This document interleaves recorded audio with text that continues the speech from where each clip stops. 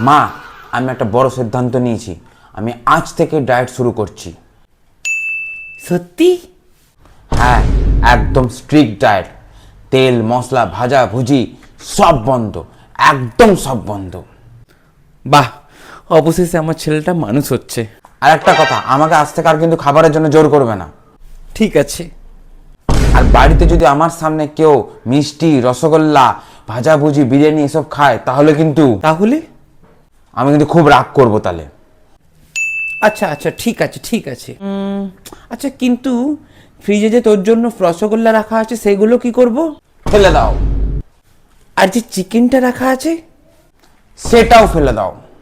আর তুই যে বললি আজকে দুপুরে বিরিয়ানি খাবি, আমি তো বিরিয়ানি অর্ডার করে দিয়েছি। ও, অর্ডার হয়ে গেছে। ঠিক আছে, তাহলে কাল থেকে ডায়েট করব, আজ থেকে না। কেন? আরে বাবা, কারণটা মানে হচ্ছে যে তুমি যদি হট করে একটা মানুষকে ডায়েটে ফেলে দাও তাহলে হট করে বডি শকড হয়ে যাবে। আগে তো মেন্টালি প্রিপেয়ার করতে হবে নাকি। তাহলে আজকে কিরকম কি খাবি?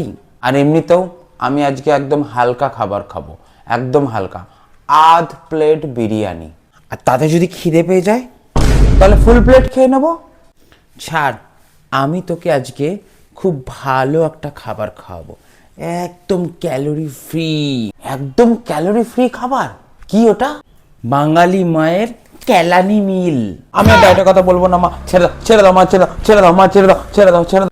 মানে ফার্স্ট মিল, সেকেন্ড মিল, থার্ড মিল, ফোর্থ